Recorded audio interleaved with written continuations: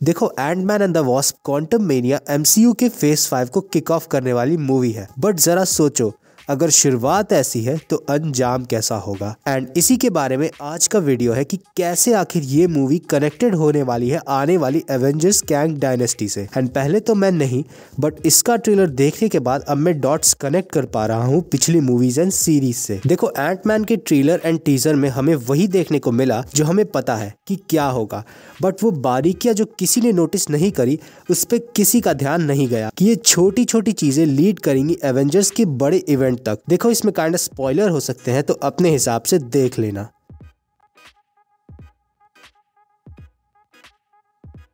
सबसे पहले तो इस पूरे ट्रेलर में टाइम को बहुत ही महत्व दिया गया है।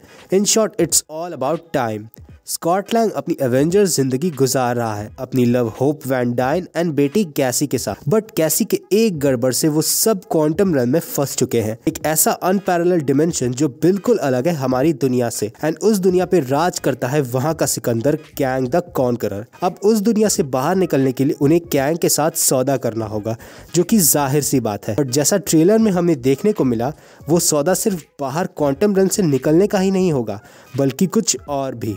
तो जितना ट्रेलर देखकर मुझे लगा कि डेफिनेटली कैंग भरोसा दिलाएगा स्कॉट को कि वो गुजरे हुए साल जो थैनोस के चुटकी बजाने के बाद खो दिए थे, वो उसे वापस दे सकता है जीने के लिए। एंड वो अपनी बेटी का बचपन फिर से जी सकेगा। एंड इवन यही नहीं, जो लॉस हुआ है दुनिया का थैनोस की वजह से, वो भी वापस मिल जाएगा उसे। And even captain America, iron man and black window भी बच सकेंगे। तो स्कॉट ने सोचा होगा कि ये सेकंड चांस एंड डील तो एकदम तगड़ी है, इसे ले ही लेना चाहिए। बट इसके बदले में कैंग को चाहिए होगी एक खास चीज़ जिससे वो टाइम को कंट्रोल कर सके एंड उसे अपने हिसाब से इस्तेमाल कर सके। क्योंकि अगर कैंग के पास टाइम ट्रैवलिंग की ताकत होती तो वो इस्तेमाल कर लेता, ना कि स्कॉट से मांगता। एंड इसी पे स्कॉट तैयार हो जाता होगा। तभी तो जैनेट कहती है स्कॉट से कि you can not trust him. But फिर भी स्कॉट चांस लेगा एंड यही उसकी जिंदगी की सबसे बड़ी गलती होगी। एंड ऑब्वियस सी बात है कि वो अपने वादे से मुकर जाएगा, जो कि ट्रेलर में हम स्कॉट को कहते हुए भी सुनते हैं जब वो कहता है कि वी हैड अ डील, मतलब डील इज ऑफ।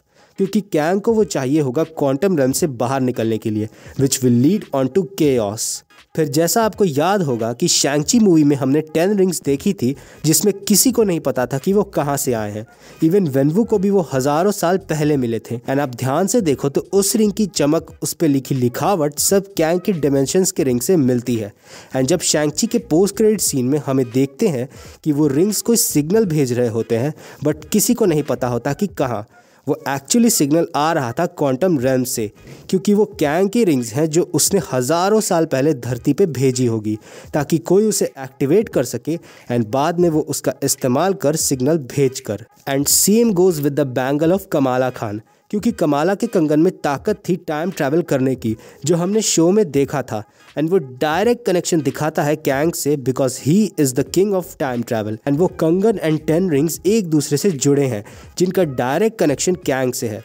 एंड वो इन आर्टिफैक्ट्स को हासिल करने के लिए क्वांटम रन से बाहर आना चाहता है, ताकि वो अपने बाकी वेरिएंट्स को मार सके एंड मल्टीवर्स को कॉन्कर करके उसका वन एंड ओनली किंग बन जाए। देखो, इसमें कड़ियाँ और भी जुड़ सकती हैं, जैसे वांडा के पास डार्क होल्ड है, उसकी ताकत, फिर मल्टीवर्स ऑफ मैडनेस के पोस्ट क्रेडिट में इनकर्जन का होना, फिर लोकी में सिल्वी का ही हु रिमेन्स को मारकर टाइमलाइंस को शैटर कर देना। ये सारे इवेंट्स कोइंसिडेंटली एक ही टाइम पर एक तरफ हो रहे हैं, जिसका एक ही इशारा है एंड वो है क्वांटम रन एंड कैंग।